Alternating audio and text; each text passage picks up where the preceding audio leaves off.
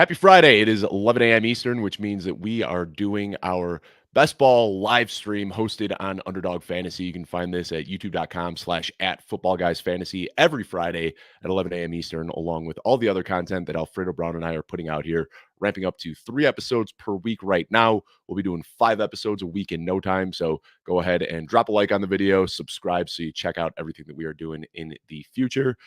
But as always, I'm joined with a great guest to draft a team for Best Ball Mania, doing our best to win $1.5 million. Today, I'm joined with Establish the Runs, John Daigle. You can find all of his content over at ETR. But, John, it seems like I see you guesting all the time, just doing something somewhere almost every single day. I actually saw this morning, just about 2 hours ago, you were with Ian Harditz, who was on just a couple of weeks ago doing the Fantasy Life show. So staying busy out there. What do you have going on for the rest of this week and next week? Oddly enough, then this afternoon, I'll be with Tyler, Emo Cowboy, and Tom of Fantasy Island to do another underdog draft. So it's just the time of the year where the DMs start feeling blessed that my DMs feel with guest appearances. So I always make time to join my friends whenever I can, yourself included. Appreciate that, man. And these are fun. Like, when somebody says like, come on the show and we're going to be talking about breakout players, prep for 8 breakout players you want to talk to, then you've got homework. Like, you actually have to like study and prep for the show. Hopping on a show like this couldn't be easier. Like, when I'm not streaming, I'm still doing best ball drafts. Now I just get to stream with a buddy and talk through it. It's also really complicated to explain to your loved ones like what's going on. They're like, wait, you're just like streaming this draft and that's your show? I was like, yep, that's my job. That's what we're doing. So that's it. It's fun. And I'll give you the same kind of promise that I give everyone else. If this draft happens to win Best Ball Mania and I get $1.5 million, John, you're the first person I'm taking out for a nice steak dinner. All right. Good. Okay. That's much better than, although I would like half of it. That'd be fun. And that's much better than figuring out the taxes and you actually trying to Venmo me out $1 million. Exactly. Yeah. So here we are, John.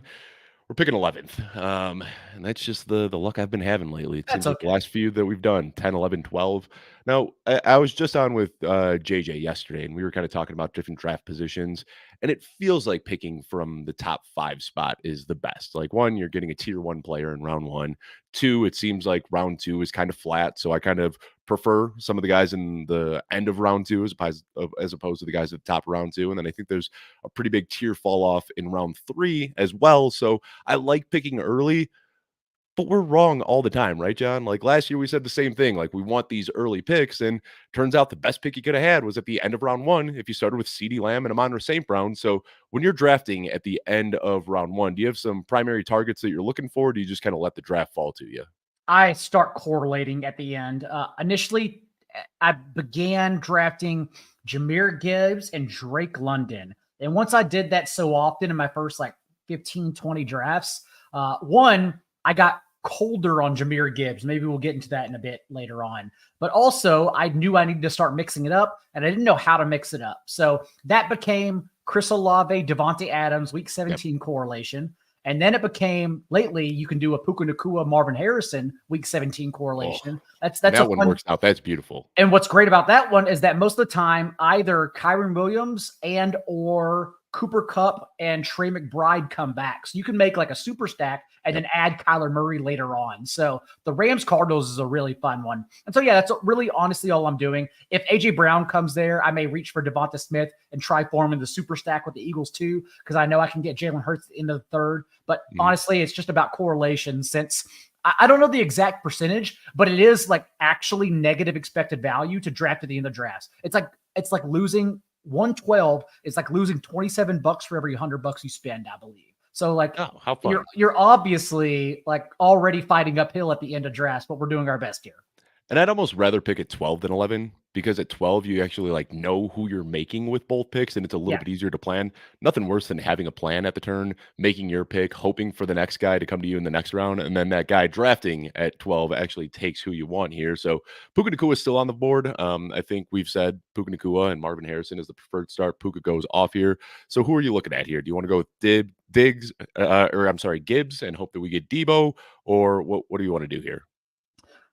It depends if you want to go wide receiver. If so, I'll do a Garrett Wilson. Your show, John. We're doing whatever you want here today. You're leaving it all on me. Let's go Garrett Wilson right here. I actually don't have much Garrett Wilson. All right. I like Garrett Wilson.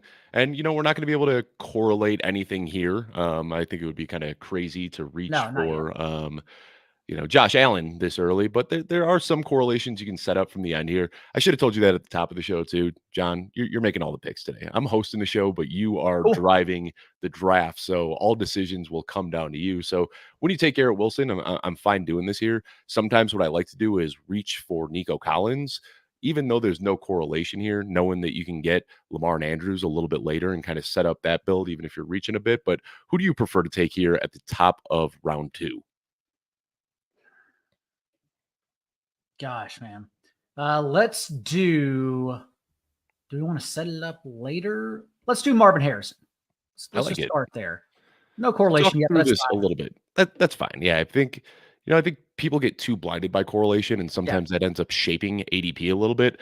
I'm okay just kind of taking the best players available, going wide Well, receiver heavy, and th- then we can build out some stacks and correlation a little bit later in the draft. this year's a little different, though. And yeah, I definitely don't want to get blind to it. But remember, since it is a larger final round this year, week 16, or it's a flatter payout. So if you're a max Mm. entry individual, you get like last place in the last round, week 16 gets $1,500, which makes you even money if you're a max entry player. And so Good point. like week 16 thus is as important, if not more important than week 17. And so you can say one, then that just goes back to the core roots of stacking. So no matter what, we're just trying to stack in general. But also now I do think it's important to either have it memorized or like I do, I have it as my background. That tells you how much sex I'm having. But I have weeks 15 through 17 in my background. Or have, there's some tools. Spike Week does a good tool for correlation, legendary upside, because week 16, you need to know those matchups. So once we start diving in more here, I will start looking into week 16 and 17 matchups and just trying to correlate one of the playoff rounds. I mean, even week 15 is something that Yeah, should be a part of absolutely. this puzzle that we're trying to put together there because you got to get to week 16 and you got to get to week 17 and you need a good week 15 to get That's there as why well. that's why the super stack is the 4 teams of the Vikings, Packers, Bears, Bears and and Seahawks. Seahawks, because Yep. those teams overlap with each other 3 times. Like every team plays each other at least Yep. once in that 3-week span. So if you're just looking to stack 4 teams, I end up with like far too many Vikings and Packers in general, just because like I know then I can start tacking on these late Seahawks guys. Yeah. And I stumbled across that and I thought that it was this nice little edge that I had in my early drafts. And then your buddy over at ETR, Jack Miller, just went out and tweeted out for the whole Yeah. world to Oh, see. I And told him just, not to. yeah. I quite literally wanted to pay him to not tweet that out. We needed to keep that at least behind a paywall. We didn't need to tell It's everyone that. It's that tough balance, right? Because, like, you wanna give good advice to the Yeah. audience, and you wanna help people win money, and, like, I absolutely, like, have, it nourishes my love tank when people reach out to me and say, "Hey, you helped me win a league." Like, that's a great feeling, but I also like winning myself, and it's a tough balance between, like, what I wanna share and what I wanna keep to myself.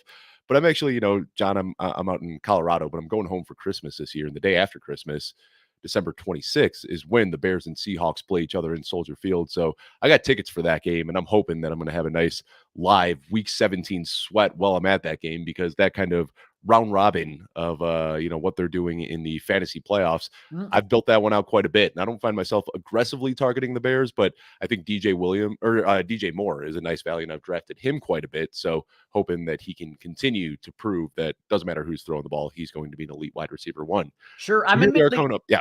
I'm admittedly underweight DJ Moore, but only because if you're stacking Caleb Williams, Keenan Allen, and Romo Dunze fall enough to where those are the 2 I take. Just Right. like Lockett and JSN last year. Not that I prefer them to DK Metcalf. I'm just playing the ADP game of how I can Of get these course. mid-round stacks in. That's it. Of course. Well, here we are coming up in 2 picks and still quite a few wide receivers on the board. Stephon Diggs, Michael Pittman, Tank Dell, and Zay Flowers. None of these guys really work with the current build that we have. Looking a little bit further down, we could reach for Sam Laporta or Travis Kelce. We've also got George Pickens and Amari Cooper. Nobody really in the board right now works as far as stacking or correlating. Who are the guys that jump out to you here that you find yourself drafting? Let's go. Not Michael Pittman. Um, Usually we're trying to get some stacks going here. It's going to be tough though. Let's just try Tank Dell. I like that. And CJ Stroud is a guy who I think so many people have talked about how he is overvalued, then I'm consistently seeing CJ Stroud fall around 2 rounds below ADP. So that's always one that we can work out here. And then we've got some good late round Ravens as well. Who would you be looking at for this next one? I'm guessing Zay Flowers is the preferred target here, right? I believe so. Because It's he's got just the week 17 there. yeah, because we would have had guessing to that works. force Kelsey and Mahomes, which is what the third, fourth round turn is doing right now in every Right. draft. That's why Mahomes is going higher, just because they can get the Chiefs correlation at the back end. Let's go. You know what? Let's go George Pickens. I don't All right. have much George Pickens in my life, and it's because he goes in this elite tier of quarterbacks and tight ends. Mhm. It's nothing that's the player. It's just about the construction of lineups, and he doesn't fit into that fourth round construction, in my opinion. But getting him here is fun. We can build something new. And I think the thing with Pickens is like you know that he's a good play in best ball. Like he's going to have these Yeah. spike weeks. He's got the ability to score an 80 touch or an 80-yard touchdown on any given week. But there's kind of the upside that like with Deontay Johnson out of the picture now, like what if they just drastically change the usage for George Pickens and all of a sudden he's a 28-30% target share type of player, still with the big play upside.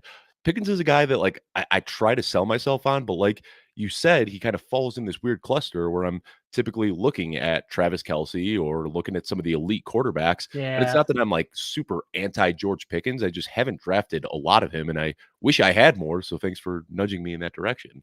It's it's exactly that. And that's kind of the argument in home leagues this year too. Is like I will make the bet of Jalen Hurts over George Pickens, T. Higgins, Travis Etienne, Christian Kirk. I make that bet 10 out of 10 times. And so since quarterbacks are going in the third, fourth round this year, as opposed to the second round last year, you just get to bet on elite positions elsewhere rather than trying to stuff these wide receivers in. So it's nothing against George Pickens. It's just literally about who else is in that ADP range this season.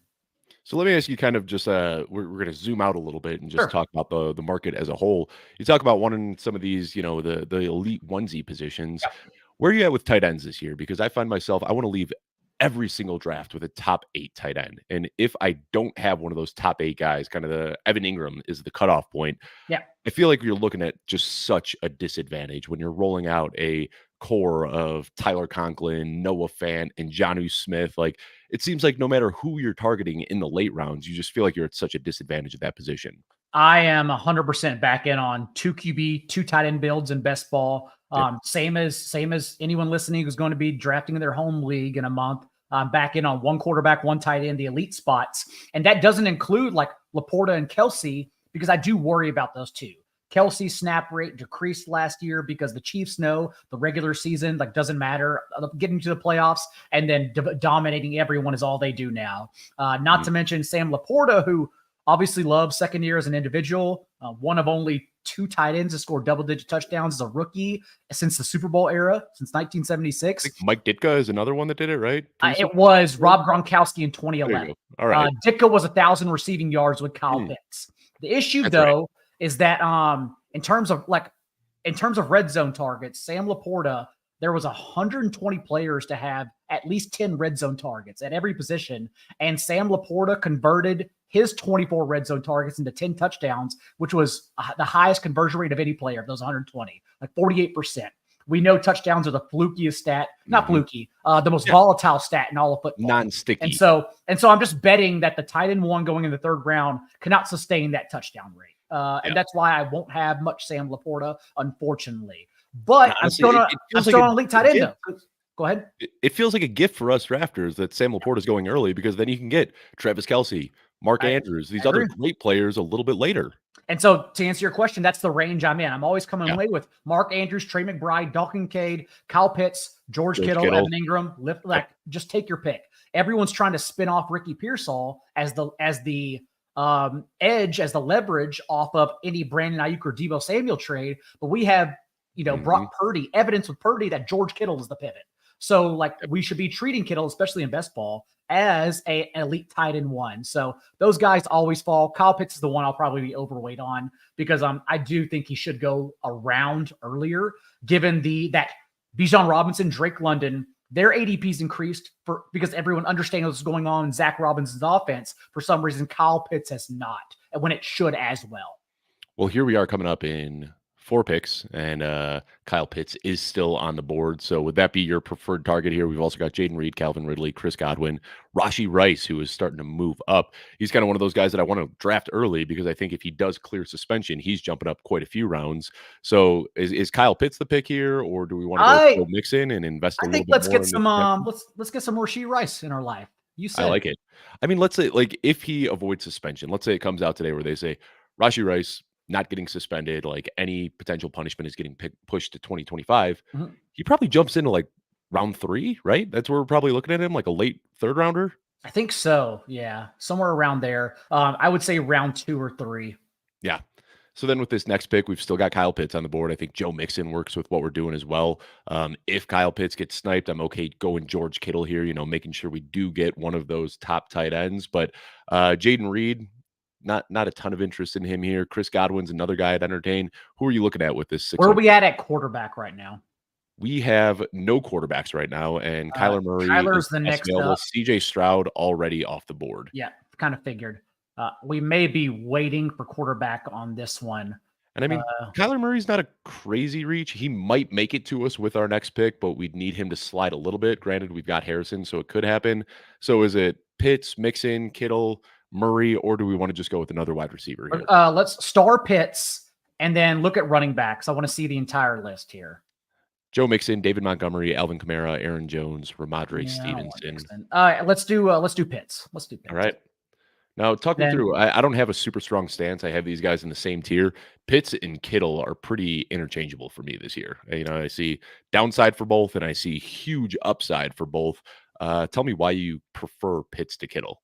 Oh, because Pitts, it's never, in my opinion, we have to be ahead on this, so I could be wrong, but it's never been his fault. Literally the highest depth of target, 12-yard depth of target for his career of any tight in the league since he's played under Arthur Smith. He gets no freebies. Like Evan Ingram, for example, 72% of his targets came within 9 yards of the line of scrimmage. Those are free points. Sam Laporta, Travis Kelce were 4th and 6th in that stat as well last year in close targets. Kyle Pitts just doesn't get them. And so now we're assuming he is going to finally get those free targets to go along with the deep shots and go routes that he was only doing under Arthur Smith because Smith was a dunce in using him. Not only that, but remember Kyle Pitts for his career, 1st and 2nd in route rate, both from the slot and out wide at his position. So like rather than thinking Rondale Moore can play in 3 wide sets, he will a little bit. I think Kyle Pitts is going to be in 3 wide sets a lot more than we think. So I just think everything, like again, the changes under Zach Robinson should also boost Kyle Pitts, and they haven't, even though they boosted everyone else, Drake London included, who's now going to get the 1st round turn. Pitts should be, in the 3rd round as well as an elite tight end. Yeah, you look at like their target earning abilities, like their usage profiles. Drake London and Kyle Pitts are very, very similar. Like it's not crazy to think that Kyle Pitts could actually pull a heavier target share than Drake London can, and you're getting Kyle Pitts at a premium position 4 rounds cheaper. So I get it. I mean, those are the 2 guys that I'm trying to leave almost every single draft with are Kyle Pitts and George Kittle. And this start that we have right here, I mean, this is a pretty standard start for what you see in 2024 drafts.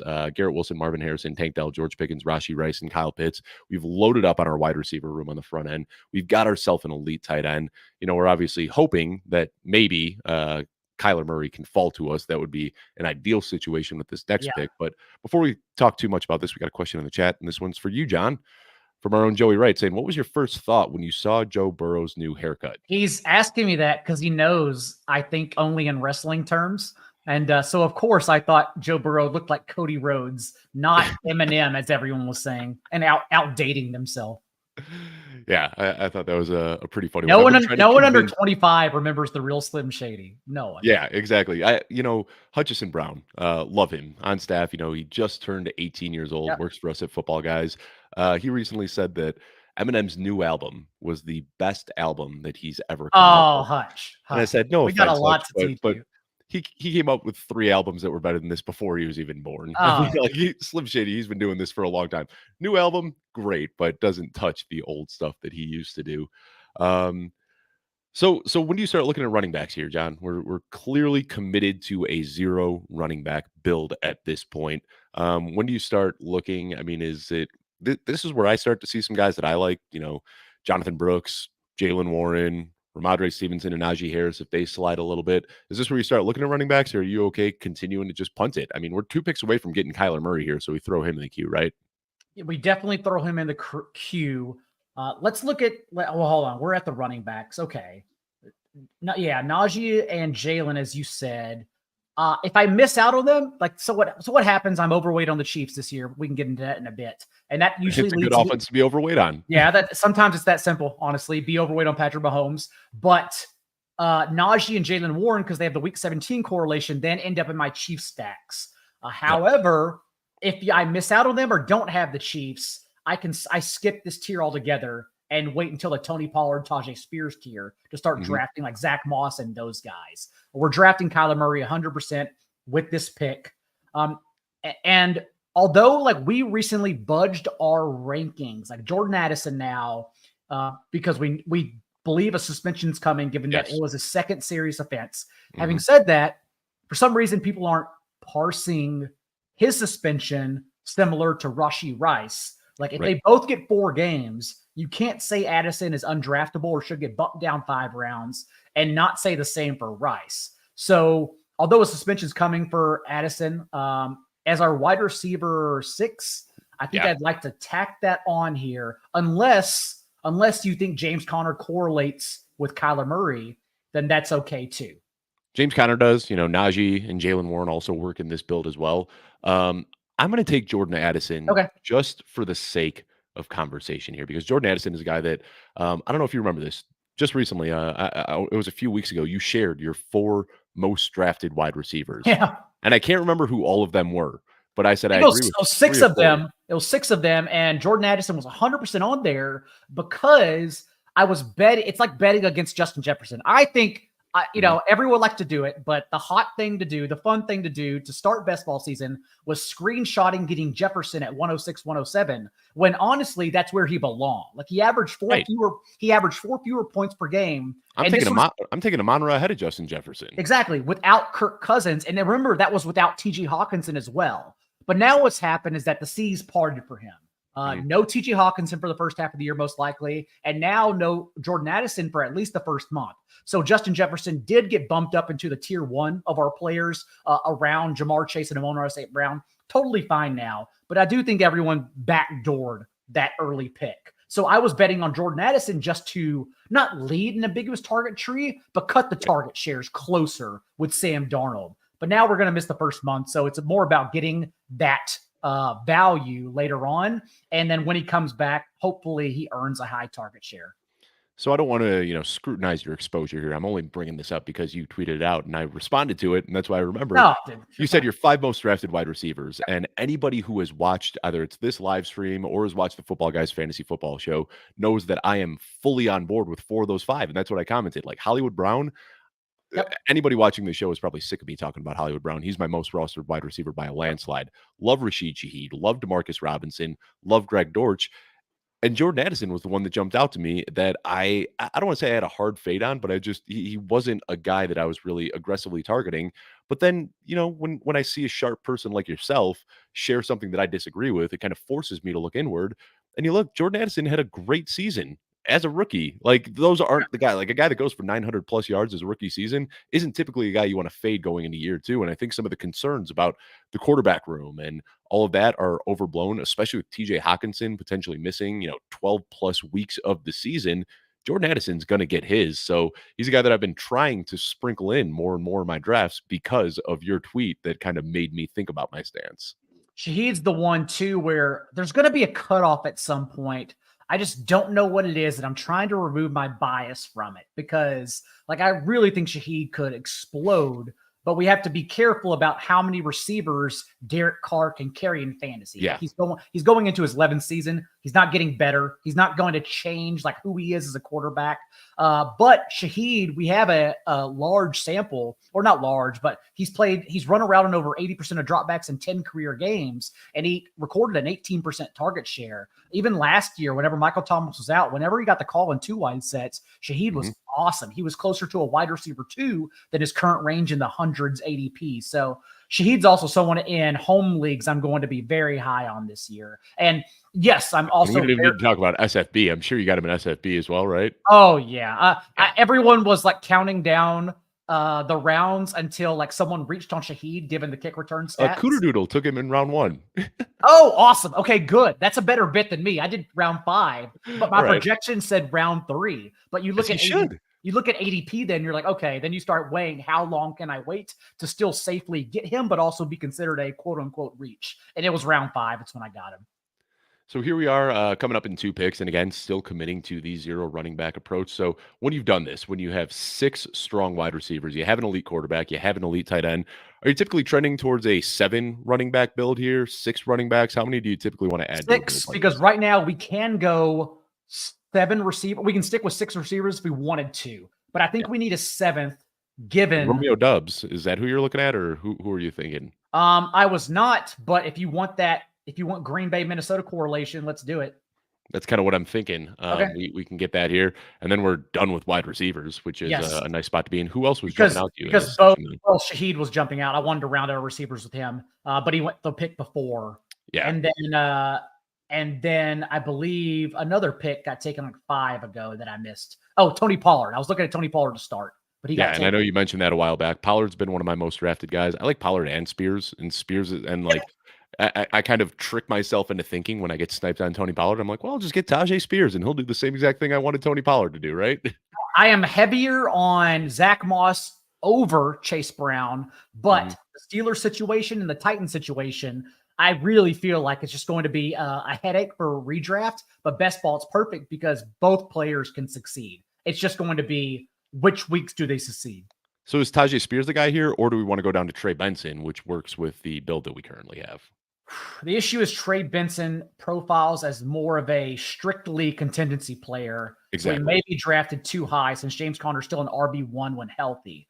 Uh, I'm okay with Spears. I'm okay with Spears. That I starts like it. giving us that gives us outs as well with Will Mhm. Levis when we need a QB2 in the late rounds. Exactly, and I think the thing with Tajay Spears, I mean, it's so tough. I feel like every time you look at a running back room, it's really easy to kinda decipher, well, this guy's gonna have this role, and this guy's gonna have this role, and then you look at Tony Pollard and Tajay Spears, and their skill sets overlap so much, like, they Oh, do all of the same exact things, so it makes it nearly impossible to project this, and it might just be as simple as a 50-50 split where it's, Pollard on one drive and Spears on the next, but both of these guys are giving you what we believe to be some standalone value while also having the contingent upside in the event of an injury. So, if I had to Pollard and lean Spears both if I had to definitely make lean one, I think it would be Pollard. yeah, Not same. really given the size, but remember he was a top 12 running back in points per game, just 1 year Mhm. removed from that, behind Ezekiel Elliott. I think he averaged 13 and a half touches per game just 2 years ago and still finishes the top 12 running back because he's explosive.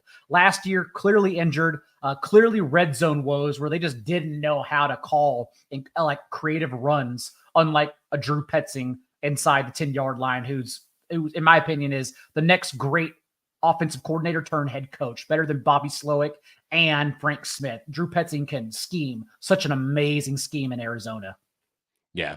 So, who is it that I mean, I'm assuming at this point we could just remove wide receivers from the queue, right? Like, we're just looking at quarterbacks, We running are backs, practically tight ends. done. The only time I start tacking on a 7th with this kind of heavy build, or an 8th with this kind of heavy build, is when I just need the correlation in the last round. Um, Or Greg otherwise, Dortch. otherwise we could easily roll this out. Like, this is a sexy screenshot. Most of It the is. time I say I don't want to screenshot this because it's not fun, but I like the construction. This is sexy. Well, I think just for the brand, given, a guy that you like, a guy that I like, we've got Kyler Murray.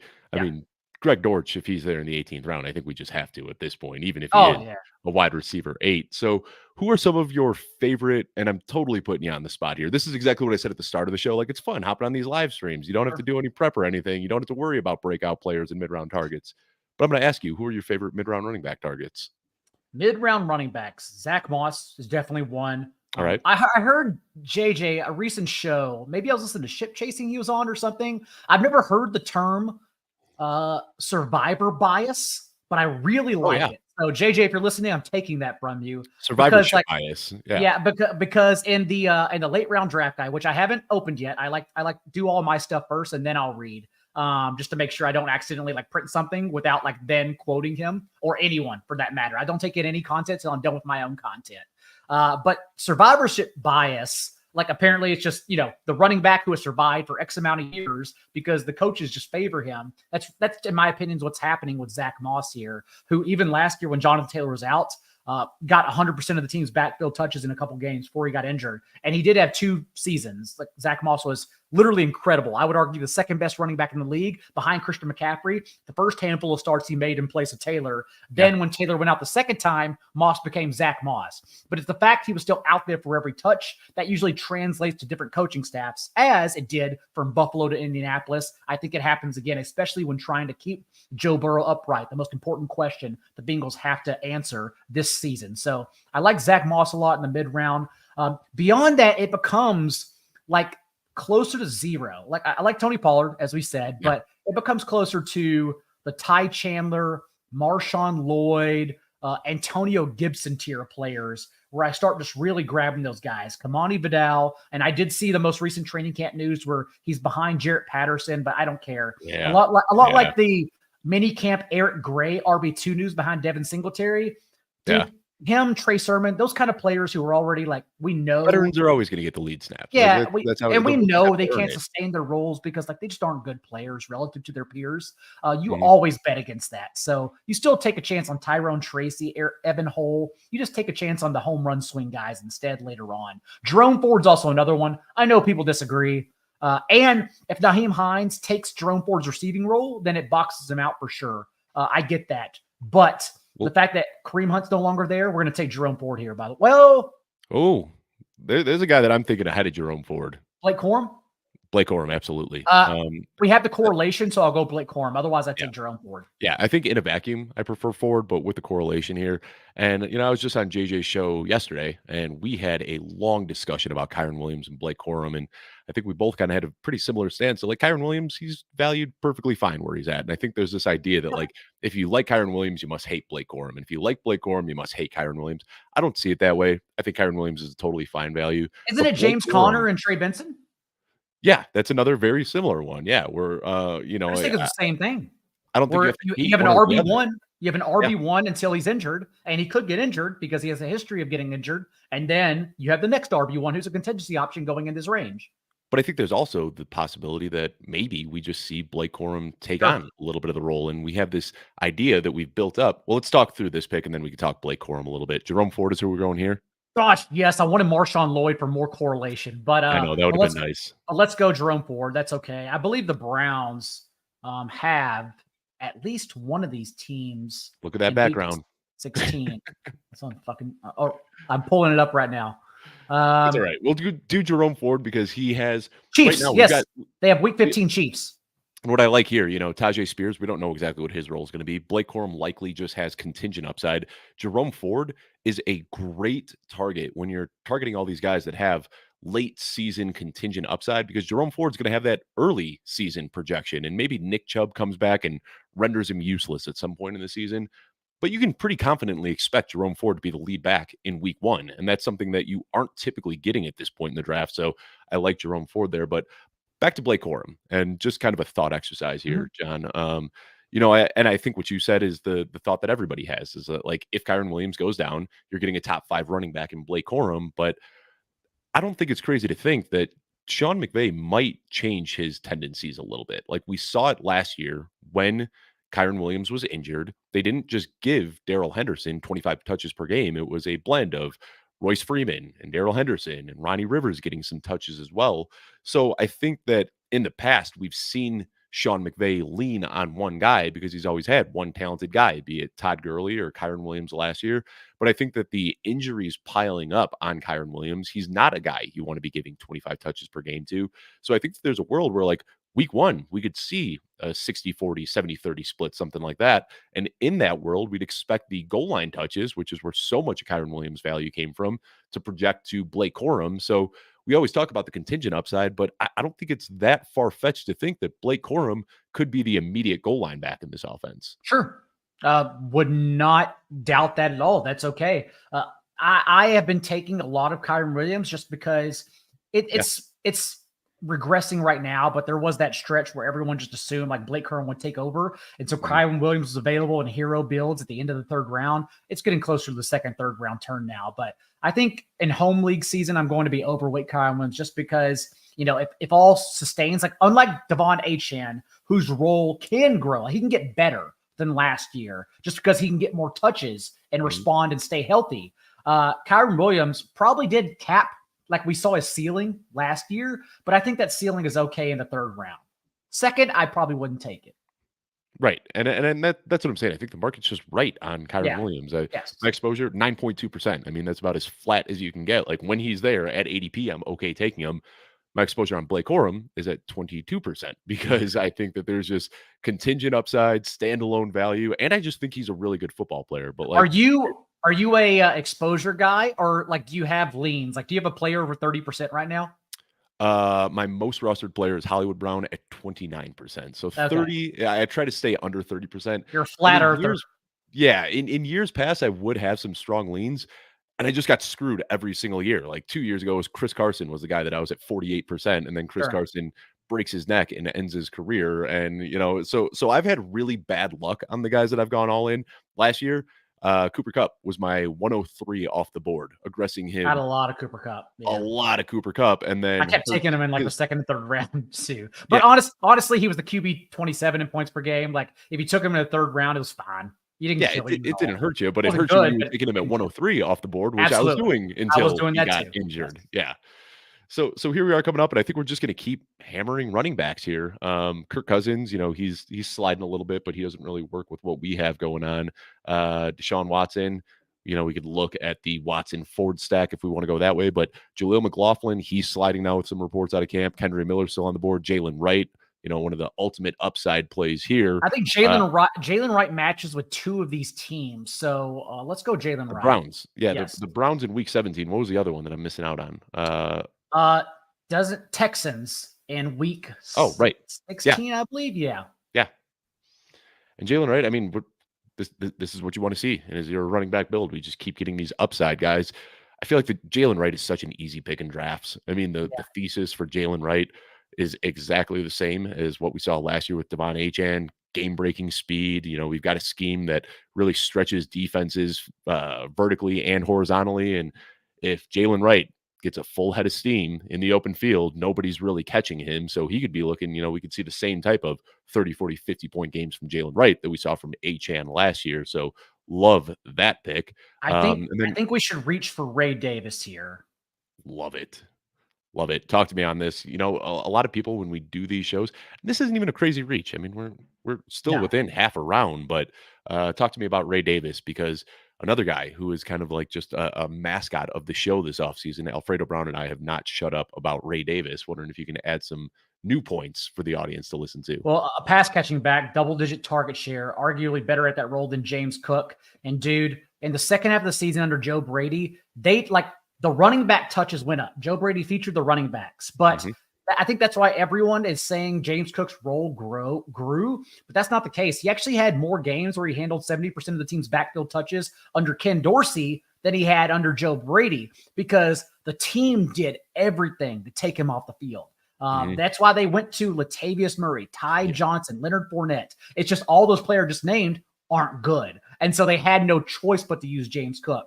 But man, they were trying to get his ass off the field inside the 20. So I just think like actually having a real option, like a touch-based workhorse that Ray Davis showed at Kentucky, not to mention a pass catching back. Mhm. There's a real chance Ray Davis is just splitting the role, if not winning the role, similar to Blake Corum, maybe the poor man's Blake Corum. Yeah. So yeah, I like Ray Davis a lot. Plus, And they were trying with James Cook. correlation with Garrett Wilson. Of course, yeah. I didn't even think about that aspect, but That's all I'm thinking um, about, Dave. Every draft, it's why I get live it. drafts give me a headache and I do slow drafts because all I'm doing, my brain is a hamster wheel with correlation across the board. It's so tough, man. Like I was doing a live stream the other day with the fantasy football fellas, some great guys that are starting a YouTube Of channel. course. And I was doing a live draft with them, and it's so hard trying to like talk through everything, and then you miss over, like you look over things that you wouldn't normally. Like when I'm doing a draft by myself, I am locked in, and I know exactly who I want and all that. Trying to talk, and then all of a sudden, oh my god, we got 20 seconds left on the clock. But it could be tough. But I Yeah. think the other thing with Ray Davis is like, they paid Josh Allen almost $500 million. And I don't think they want him doing what he's done over the last couple of years, which is slamming into the end zone with a full head of steam. Yeah, he can do it, but the injury risk for those plays is through the roof. And like you said last year with Latavius Murray and Leonard Fournette, they brought in Damian Harris, and he unfortunately got injured. But it seems like every year they keep trying to bring in this power back. And they've just done a terrible job of finding the right talent. And I think Ray Davis could be that guy. Also an underrated pass catcher as well. But you talk about like with James Cook, when they got inside the red zone last year, they didn't have anybody else that could take those red zone touches. They were using James Cook in like the weirdest way where they were running like play actions, then having him run option routes and trying to scheme up touches because they didn't trust him to run between the tackles. So they had to use him on these like weird, gimmicky option routes where they were trying to use the running backs there. It was tough to see. And I think that Ray Davis just profiles to be the exact running back that they've been looking for years unsuccessfully. So, I mean, you look at this running back group right now: Tajay Spears, Blake Corum, Jerome Ford, Jalen Wright, Ray Davis. This is just my guys, John. I mean, these are guys that I've just been pounding the table for all off season. So happy to see an on brand team for both of us right now. We're screenshotting this team at the end. I really like this team. And I'll be the first to tell you when I hate a team on a stream. And most of the time, because we're talking, we mess it up. I really like this team. And here we were talking about, being at a disadvantage, drafting from the 11th spot, and still ended up building out a pretty nice team here. So still need a quarterback, still need a tight end. We'll probably sprinkle in either another wide receiver or tight end here, but or a wide receiver or running back here. But I mean, we don't really have a weakness on this roster so far. To your point on Josh Allen as well, probably due for regression and rushing touchdowns. Like under Joe Brady, he averaged a touchdown in every 7.5 carries. So like just imagine a running back averaging a touchdown for every 7.5 carries. It doesn't happen at all. So we're probably looking at Josh Allen like coming backwards, which is why Jalen Hurts is our QB1 at ETR. So with this next pick coming up here, Tyler Conklin kind of works. Will Levis also works, and I'm okay. I mean, I'd reach for Will Levis here. It's not even a reach. We're getting him below ADP, and he kind of works with what we're doing.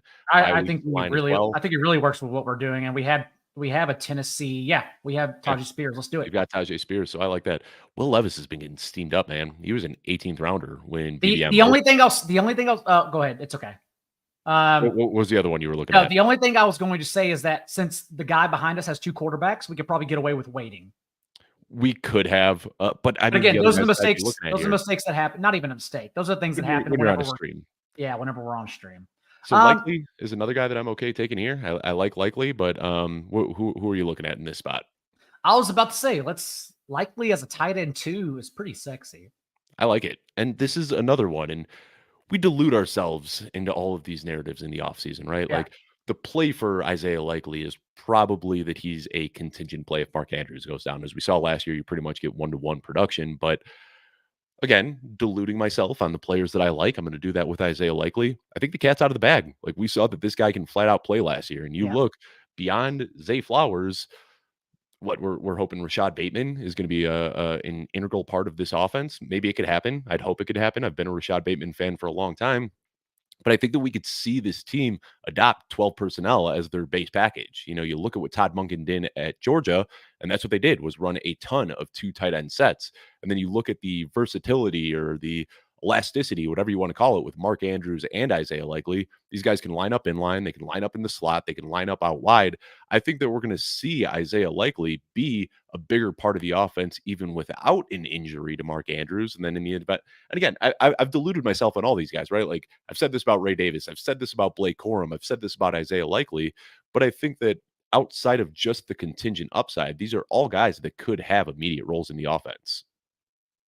Yes. I mean, I don't know what to say. I think you pretty much just summed it all up. I agree with you. Yeah, I'm a big fan of Likely is basically what I'm getting at. He's one of my most drafted tight ends. Plus, like, when you start factoring in Derrick Henry added for X amount of guaranteed money, probably means, like you said, more 2 tight end sets just to bulk up the offensive line and run the ball, hide their schemes as well. So given their depth at wide receiver, we're probably not looking at like Devontae Walker playing much because they just don't have the receiver depth to go 3 wide heavily. Exactly. So let's run through this team real quickly. Kyler Murray and Will Levis at quarterback, Tajay Spears, Blake Corum, Jerome Ford, Jalen Wright, and Ray Davis. The ultimate upside running back room here. At wide receiver, we have a strong base here. Garrett Wilson, Marvin Harrison, Tank Dell, George Pickens, Rashee Rice, Jordan Addison, Romeo Dubs, and then at tight end, Kyle Pitts and Isaiah Likely. I mean, we are in a spot here, John. We can do whatever we want. I mean, we don't really have a weakness on this roster right now. Like if we want to get crazy and add a third quarterback, I don't think it would be that out of line. If we want to add a third tight end, we can do that. We can add to our running back room. We can add to the wide receiver room. This is what you want to do, is like you don't want to be forced to reach for one position at the end of the draft. We have so many different routes we can go here. Greg Dortch, do I throw him in the queue? I'm still good with Greg Dortch. I'm good with Colby Parkinson. Oh, I Dortch is don't. already gone. Oh, okay. Dang, Dortch's ADP is getting higher. I know, man. I hate that when you're early on a Michael player. Wilson's already gone too, right? I'd assume so. Probably well before. Yeah. He I don't have much Michael Wilson, but starting in 2 wide sets in camp, maybe I need to up it. So I like Colby Parkinson. I'm still a big believer in 3 tight end builds, even if that like isn't cool to do this year. I still think, it just raises the floor at that position. So I'm okay with Colby Parkinson here. He fits the bill with the Cardinals correlation, so totally good with it. And then I think we probably add another running back as well. Audric Estime, Roshan Johnson, Damian Pierce, Clyde Edwards-Helaire. Edwards-Helaire works with what we're doing. We've got some Steelers and some Chiefs here. If we wanted to go that route, we could also double down on the Cleveland backfield with Deonta Foreman. What running back do you want here? We're going to go with Colby Parkinson in round 17. Final pick. Who do we want at running back? I think CEH is probably our best bet. You're not buying into the Deneric Prince RB2? I'm not buying into the Deneric Prince RB2. Deneric Prince, as a great college kick returner, will be doing some fancy kickoffs, but an RB2, I don't think I'm buying it. I'll still take, like, no matter how far we are removed from it, the first round capital on the same team, CEH still on the contract. I'll gladly take that. Second contract in the league's best offense is typically something we like to see here. John, I got to be honest, man. We smoked this draft. Feel bad for the other drafters in this room. I think we did a great job.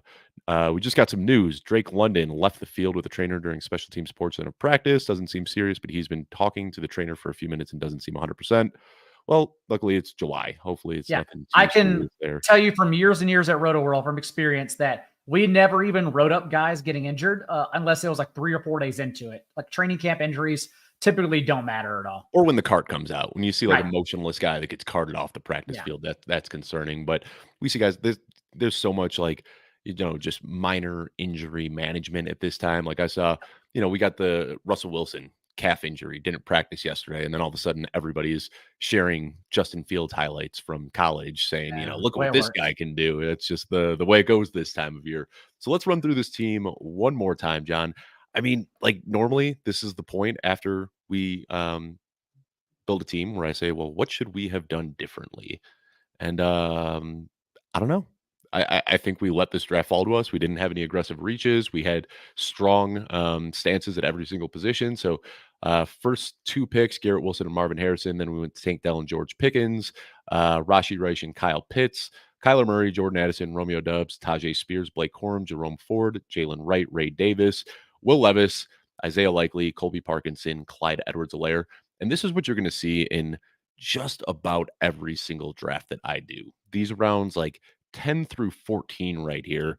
This is just the sweet spot for running backs. This is where I find myself, even if I've gone, whether it's hero running back, 0 running back, even if I've got 2 running backs early, that's where I feel like there's just this pocket just dripping with running back value. And I think we did a good job kind of capitalizing on that.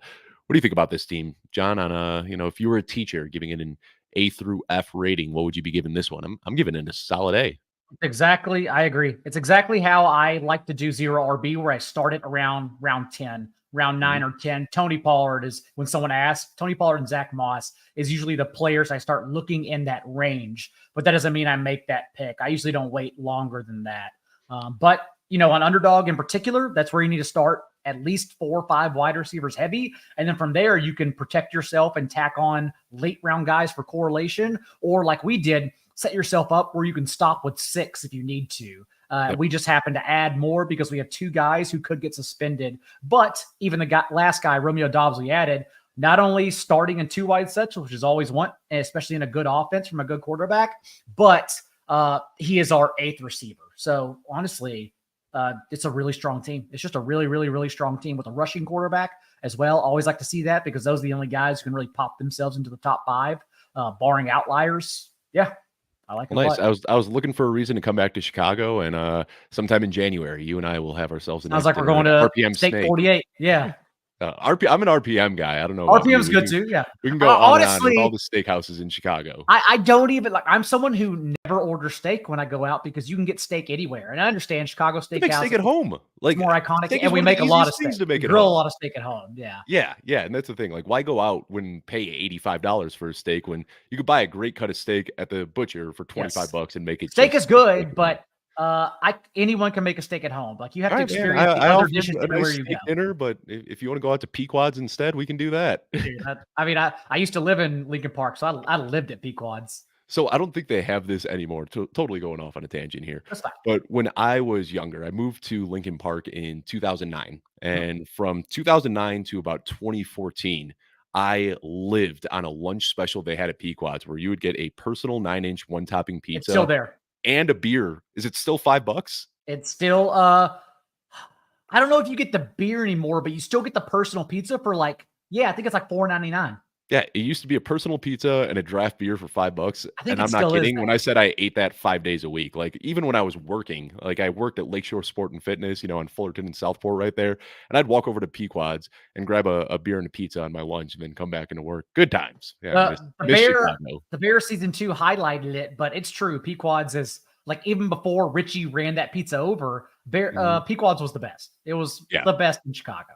All right. Well, next time I get back in Chicago, I'll have to give you a call and hopefully we You have can my meet up number. for, Please for a reach out slice or anytime. whatever it is. But John, as always, appreciate it, man. Thanks for making the time today. I know these streams are a ton of fun to do. Before we sign off, though, let everyone know where they can find you on social media, where they can find all of your written content, video content, all that good stuff. At Not J Daigle on Twitter, and then splitting team previews this year to establish the run with Evan Silva, diving into positional tiers as we wrap up our team previews for the redraft package as well. Not to mention everything else we have coming out shortly. So it's time. We're in the mode right now. We are there. Everyone in my life my significant other is very confused why I'm just at the computer 12 hours a day, but it's that time of the year where we don't get to leave. It is, absolutely. And if you like the show, be sure to tune in next Friday, 11 a.m. Eastern. We have new guests on every single week. We got John Daigle with ETR today, but if you come back a few weeks from now on August 16th, we got Adam Levitin coming on. So another guy Nice. from ETR.